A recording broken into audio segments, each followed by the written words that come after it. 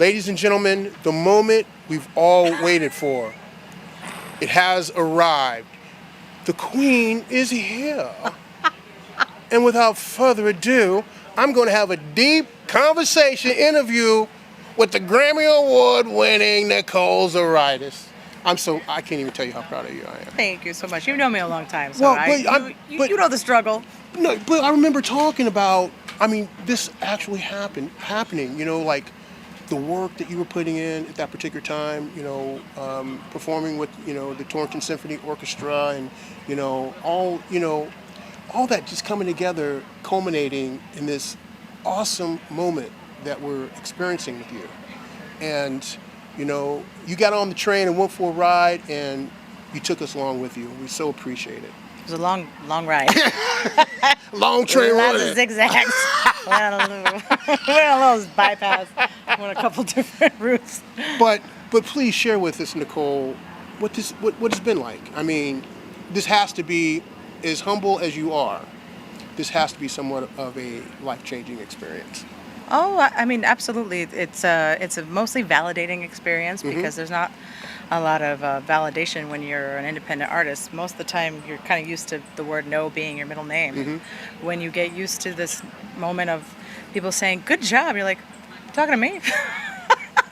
But it's been really special because I did it. Yeah. Without a label. Yeah. Without a machine. Ooh. Stop it, girl. I wrote it. Stop it. I arranged it. Stop it. I produced it. You sure did. I paid for it. You sure. Oh, stop. With the help of some people, but I raised the funds for it. Right. Toured it. Yeah. Managed myself for many, many years, and now I can say, okay, great. Won a Grammy. What's next? What's next? Let's level up. Right. And we're hoping that we can get down to support you in your gigs in the city. Yeah.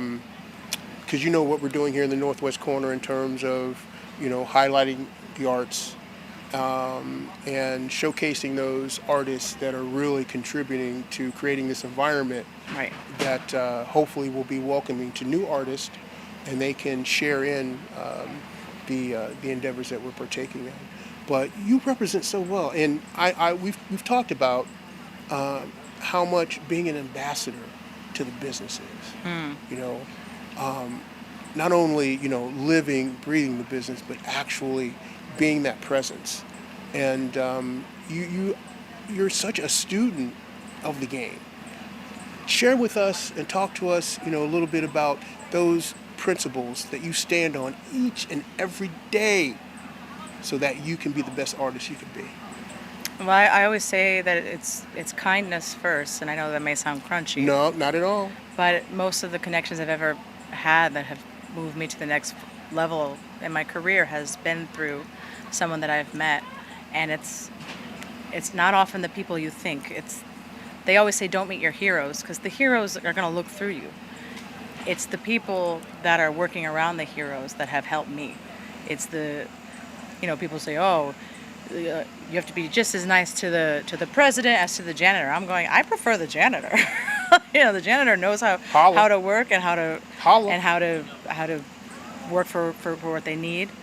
And so my only advice that I tend to live or hold myself to the standard of is just like be kind to people, so that the web that you make is very strong. From the bottom to the top. And one thing that I admire about you, not only as an artist but as a humanitarian, is your allegiance to the black artists that have made jazz a prominent art form in our culture. And you hold no bones about it. You're very upfront about it. You talk about how those artists have motivated and influenced you. I think it's one of those aspects of artistry that we just cannot disconnect ourselves off from the rest of the world. Totally. Talk to us a little bit about how that forms your worldview and how your worldview forms your music.